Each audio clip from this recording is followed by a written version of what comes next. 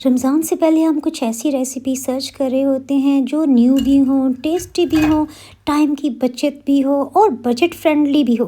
तो crunchy, crispy और करारा, इसे चाहे डीप फ्राई करें चाहे शैलो फ्राई, ये मेरी गारंटी। इसमें ऐसी टिप्स दी गई हैं, किसी सूरत जिस शेप में मर्जी बना लें, कभी नहीं टूट के बिखरेगा। अच्छी तरह से धुला हुआ बोनलेस चिकन हमने 700 ग्राम्स लिया है। इसमें 700 ml ही हम पानी डाल रहे हैं। तकरीबन 4 साढ़े 4 कप पानी बनता है। 1 कप भर के हमने मटर डाल दिए। बस इसे अच्छी तरह से मिक्स कर लेते हैं। हीट को हमने मीडियम हाई रखा हुआ है। नमक 1 खाने वाला चम्मच, लाल मिर्च 1 खाने वाला चम्मच भर के लिए ढक्कन से कवर कर देते हैं और बिल्कुल लो हीट पे इसे गलने देते हैं। आधे घंटे बाद हमने चेक किया था, लेकिन इसमें पानी रहता था। सो अभी तकरीबन 40 मिनट्स हो चुके हैं। एक बार फिर से इसे देख लेते हैं। पानी तकरीबन खुश्क हो चुका है। सो इस स्टेज पे हम हीट को ऑफ करते हुए इसे ठंडा कर लेते हैं। फिर हम नेक्स्ट स्टेप की तरफ बढ़ेंगे। यहाँ हमने चॉपर मशीन का इस्तेमाल नहीं किया, बल्कि हाथ की मदद से ना इस तरह से रेशा रेशा कर लिया है। कांटे की निस्बत ये ज़्यादा इजी है।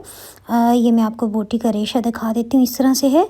अब नेक्स्ट हमने तकरीबन 700 ग्राम्स के ही आलू लिए हैं। छिलके इसमें इन्हें उबाल लिया और इन्हें श्रेड कर लिया है। इसे भी बीच में डाल देते हैं। साथ ही बिल्कुल लो हीट हमने ऑन किया। 1 खाने वाला चम्मच चाट मसाला, 1 खाने वाला चम्मच खुश्क धनिया और आधी चाय की चम्मच गर्म मसाला पाउडर, आधी चाय की चम्मच हमने काली मिर्च का पाउडर भी डाला। सॉरी, वो रिकॉर्ड नहीं हो पाया।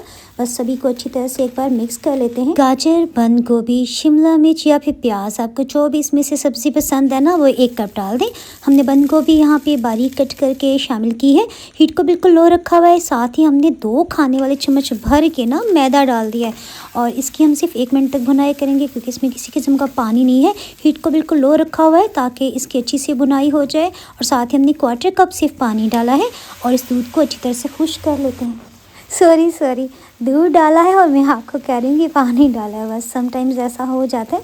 दूध को अच्छी तरह से खुश्क कर लेते हैं। हीट को बिल्कुल लो ही रखा हुआ है। जैसे आप महसूस करें ना कि ये मसाला नीचे की सतह पे लगने लग गया, आपने हीट को ऑफ कर देना है और मसाले को अच्छी तरह से फैला के रख देना है। अब जनाब, इसकी आप जो भी शेप बनाएंगे ना, ये इतना अच्छा बाइंड पोजीशन में आ गया। ये देखिए, चम्मच से भी नीचे नहीं गिरा और इंशाल्लाह बिल्कुल किसी तरह से नहीं टूटेगा। यहाँ पे अमूमन रशियन जो कटलेट्स या फिर जो रोल्स होते हैं, इसमें सवैयाँ का इस्तेमाल किया जाता है। यहाँ पे आपने वो सवैयाँ लेनी है जो बिल्कुल वाइट हो, ज़्यादा भुनी भी ना लीजिएगा, क्योंकि फिर फ्राई करने का आपको टाइम नहीं मिलेगा और वो ज़्यादा काली काली सी हो जाएंगी ना। तो यहाँ पे 2 अंडे हमने फेंट लिए हैं और इन सवैयों को निकाल लेते हैं।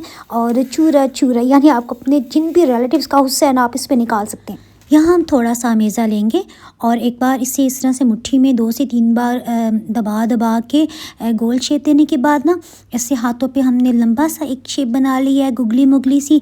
अब इसको ना मज़ीद पतला करने के लिए हाथों में हमने रोल करते बना लिया। अगर आपको इस तरह से मुश्किल लगे ना, तो कटिंग बोर्ड पे इस तरह से रखते हुए आप बना सकते हैं। ये देखिए, ये ज़्यादा ईजी है।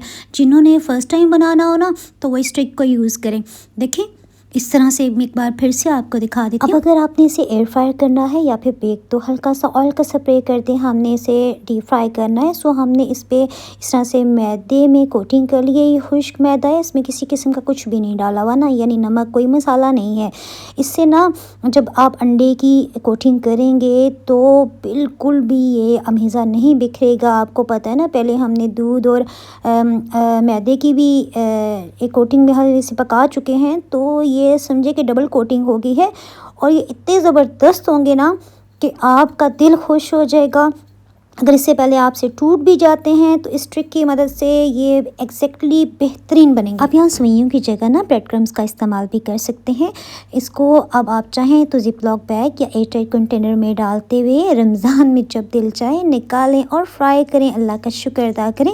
यहाँ हमने 2 मिनट तक मीडियम लो हीट पे ऑयल को गर्म कर लिया। उसके बाद बिल्कुल लो हीट पे आपने तलना है, क्योंकि सभी कुछ तैयार है ना। सवैयाँ बहुत जल्दी ब्रेड क्रम्स की तरह जलने लग जाती हैं। सो हीट को आपने लो रखते हुए इसे शैलो फ्राई या डीप फ्राई जो भी करना चाहें कर सकते हैं।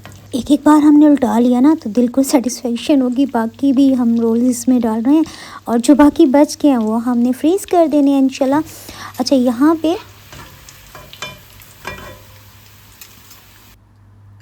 आवाज़ सुननी है आपने।